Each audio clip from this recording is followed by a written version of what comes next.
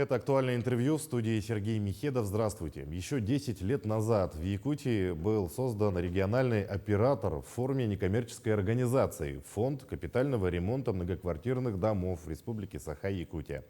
Фонд нацелен на создание безопасных и благоприятных условий проживания граждан и стимулирование внедрения ресурсосберегающих технологий, обеспечение ремонта многоквартирных домов, отвечающего требованиям энергетической эффективности. О деятельности фонда за эти годы мы поговорим сегодня. Гость в студии Юрий Намылов, временно исполняющий обязанности генерального директора некоммерческой организации «Фонд капитального ремонта Республики Саха-Якутия». Юрий Иванович, здравствуйте. Здравствуйте. Вот Фонд капитального ремонта Якутии был основан 28 октября 2013 года. Что сделано за эти 10 лет? За 10 лет деятельности фонда капремонта мы отремонтировали 2750 конструктивных элементов в 968 домах на сумму более 6 миллиардов 200 миллионов рублей. Улучшили качество проживания 169 тысяч жителей нашей республики. Также в рамках пилотного проекта, начиная с 2017 года по 2020 годы, мы заменили 315 лифтов, что на тот момент являлось колоссальной работой. Также одними из первых регионов мы начали работу по капремонту системы газоснабжения.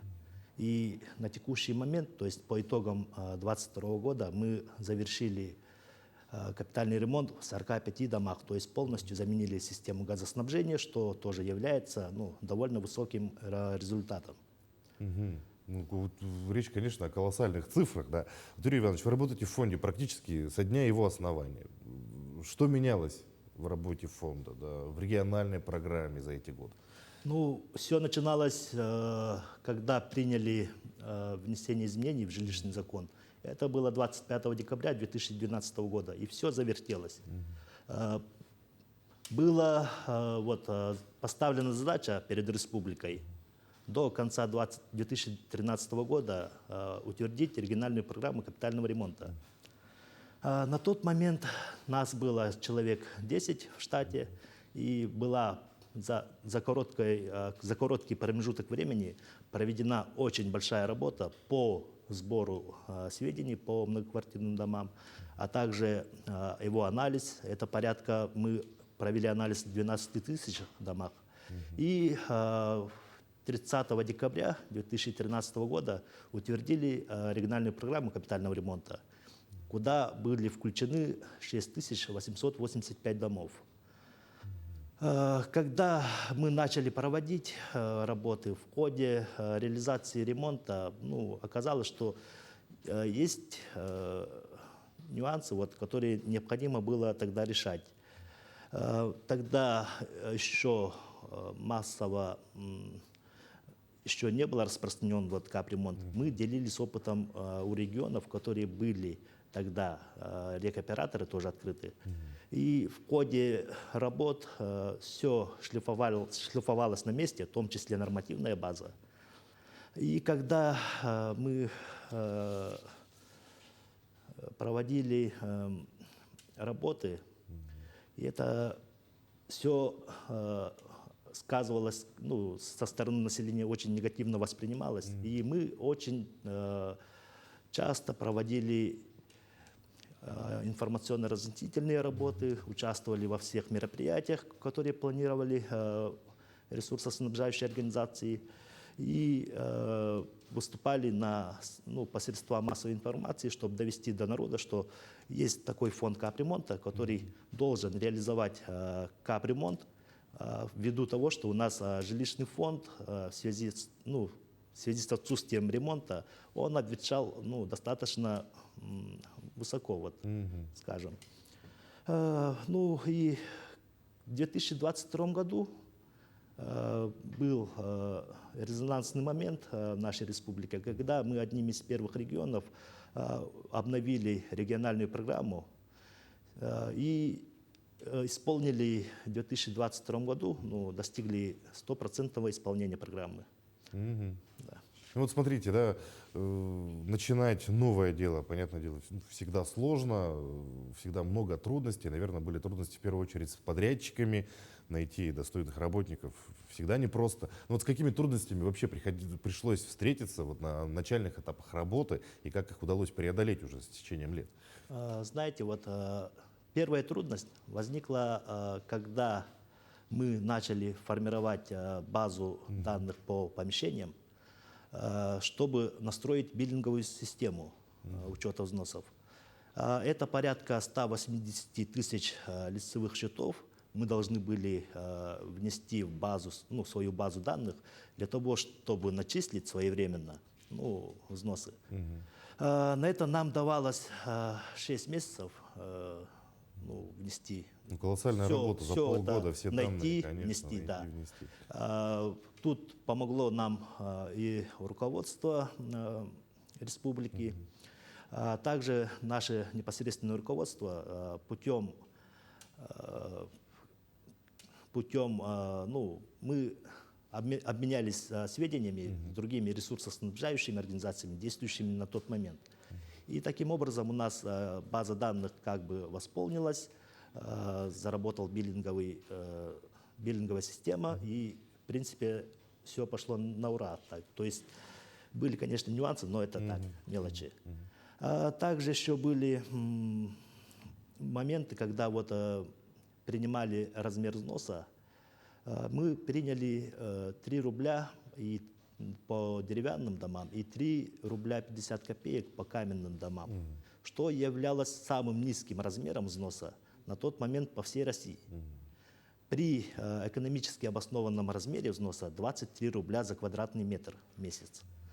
И это тоже сыграло, ну, свою определенную роль в финансовой сбалансированности. И когда мы этот вопрос решали, прошло довольно много времени. Вопрос, ну, сдвинулся с места где-то начиная с 2020-х годов. Да. То есть мы начали постепенно увеличивать, ну, чтобы улучшить финансовую устойчивость системы капремонта.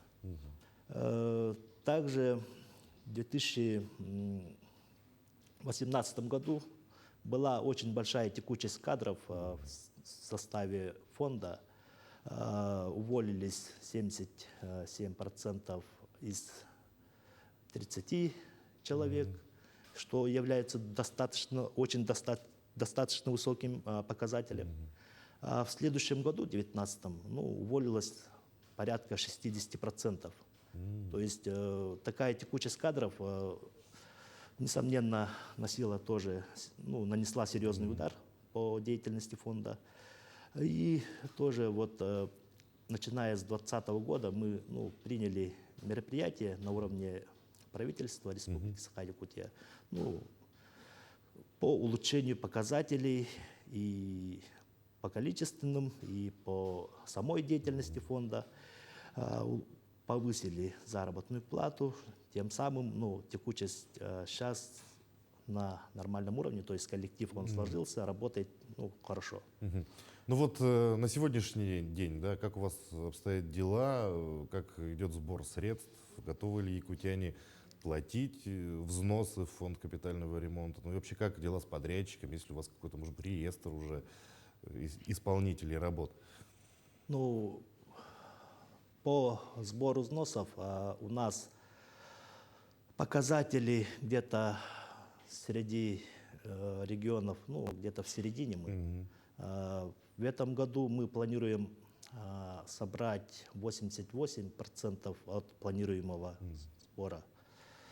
Это составит где-то порядка 960 миллионов рублей, да, за этот год.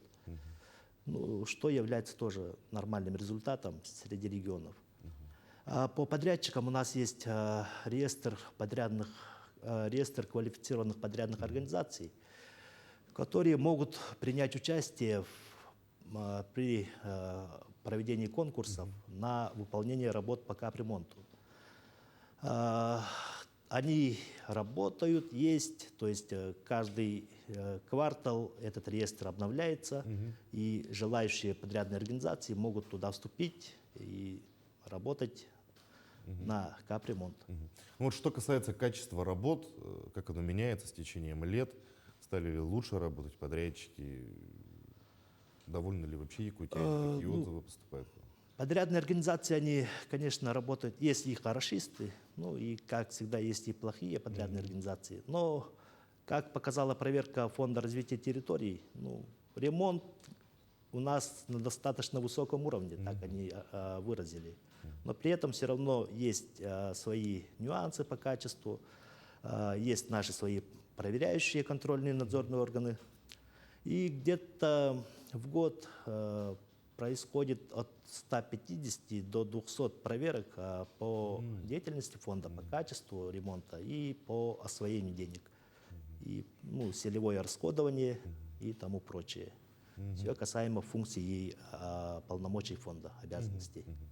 Ну вот что касается долгов, да, якутян за взносы, да, в фонд капитального ремонта, много ли должников, как работаете с ними вообще? У нас много, конечно, долгов, это где-то более миллиарда рублей должны, должны да, фонд якутяне капитального должны. Мы отработали механизм с управлением федеральной службы судебных приставов, Приставов, да, по работе по вопросам взыскания, по судебным решениям, ну, принятым судебным решениям. Ну, претензионную исковую работу ну, проводим, как все ресурсоснабжающие организации. Должников взыскиваем, направляем претензии. Ежемесячно уходит ну, порядка более 1000 претензий в месяц. Вот. И когда люди получают вот эти претензионные письма, они ну, понимают, что ну, лучше не доводить до судебного разбирательства, ну и оплачивают взносы. Вот, вкратце. Ну что ж, понятно, Юрий Иванович, большое спасибо, что нашли время, пришли к нам, ответили на наши вопросы. Желаем дальнейшей успешной работы, ну и, конечно же, обязательно достижения 100% результатов. Спасибо.